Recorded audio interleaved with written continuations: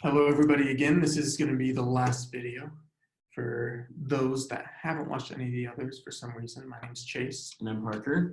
Today we're going to have the same outline. We're going to talk a little bit about the hippocampus and then taste and smell, two senses. And then we're going to talk a little bit for the happy and healthy part about diet. First, of course, we have here the hippocampus. Let me turn my little pointer on to make it easier. So just the hippocampus, another structure in the brain. I would try to show it to you on a brain, but it's a little harder to see because it's inside the brain actually. It's one of the deeper structures of the brain. And it comes from the Greek word for seahorse. This is because when you cut the whole hippocampus out, it kind of looks like a little seahorse. It's kind of curved, thicker at one end, and has like a little tail thing, kind of like a seahorse does.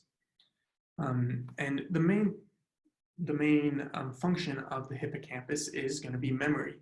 And I have HM here because HM was a patient back when we were first studying the brain in a lot. We didn't know really what the hippocampus did. And HM had a lot of seizures. He had epilepsy. And they figured out that the hippocampus, his hippocampi, because you have two, one on each side, were one of the main causes. That's where the seizures were starting from. So they went in and took the hippocampi out so he could live comfortably. And when they took his hippocampus out, they realized that he suddenly couldn't form new memories. From the moment before he had the hippocampus taken out, he could remember everything, but he couldn't form new memories. He couldn't remember anything from the day before, or even 30 seconds before. He couldn't remember what happened. So we realized that it was important in making memories, not necessarily in storing memories there. So that's the main function of the hippocampus there, is just the memory. There's a couple other things that it does, but the memory is the most important for you guys to remember. And then another really cool thing about the brain, obviously, is it lets us taste. A big part of all of our lives is eating, and so it's nice to be able to taste what we're eating. So the tongue is obviously responsible for taste. And there are 5 basic tastes that we're aware of right now. And they are sweet, sour, bitter, umami, which is like protein kind of. It's really what it is it's detecting glutamate, which is a amino acid. And then salty, yes. So those 5 things are the basic things that we taste in all of our food. It's just the different combinations of the receptors that gives us different tastes.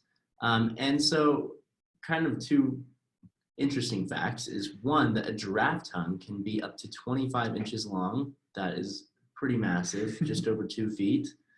And then another is that the taste map doesn't exist. You all may have heard of, that you taste, I don't know, salty up here, sweet over here, bitter over here, something like that. But that's not true. You can taste all senses across the tongue. Okay, so now we're going to talk about smell. So smell is interesting. Smell is mainly, of course, you smell through your nose, and at the top of your nose, there's the receptors, and those send it to the olfactory bulb, which is just right above, like above your nose in the skull. So we have the olfactory bulb here, and then this is a close-up of those receptors going up to the olfactory bulb up top. Something interesting is most of us have neurons that are mostly born when we're young, right? When we're little kids, forming new memories, all that. And then when we're still fairly young, the neurons stop getting born. We can still create new memories. The neurons will create new pathways and stuff, but you aren't creating new neurons. The olfactory bulb is one of the few places that throughout your entire life, new neurons are going to be created and sent to the olfactory bulb, which is interesting because that doesn't happen almost anywhere else. There's been studies, they've been trying to figure out how many different smells we can differentiate between, and it might be up to 1 trillion different smells that we can differentiate between, which is amazing. Just think about the number 1 trillion in general, and that our brain is able to distinguish 1 trillion different things is phenomenal. And it just shows you how advanced our brain really is and how well it really works. And one really interesting thing, I'm sure all of you have at some point smelled something and it brings up a memory. For me, example, it's whenever I go and smell pine, I think of Christmas, right? With the pine tree, my family would always have a real tree. And so our house would smell like pine during Christmas. So when I smell pine, I think of Christmas. I mean, I'm sure all of you have had those memories. And that's because the olfactory bulb is connected. Right here, you can kind of see it directly to the hippocampus. And of course, we remember that we just went over the hippocampus is involved in memory, right? And that's why memory is, or smell is such a big part of memory. So with smell and taste, it's actually interesting. Taste and smell, what we think of as taste is really kind of a combination of what we feel from our tongue and from what we get from our nose. And it's also interesting, those are the two senses called chemoreceptor senses because they actually involve chemicals from the outside world that stimulate those signals. So it's kind of interesting how they're related and they make up flavor and taste altogether, which is why if you have to eat something really gross, you'll like plug your nose sometimes and it makes it so you can't taste it as well. But what we do take into our bodies is really important, obviously, because we truly are what we eat. You've heard that phrase, but it's true because, I mean, our bodies build off of the things that we put inside of it. So it's really important that we take good care of it. And so a couple of things that are really beneficial for our diet are vegetables, whole fruits. Juice is not so great because it's really concentrated. It's more concentrated in sugar than normal fruit. And a lot of the fiber that fruit provides is eliminated when you create juice. So it's not as good as whole fruits. And then protein. Besides water, most of your body is made of protein. Unsaturated fats, such as nuts, and fish, which also have protein as well. But they provide a lot of good fats for you.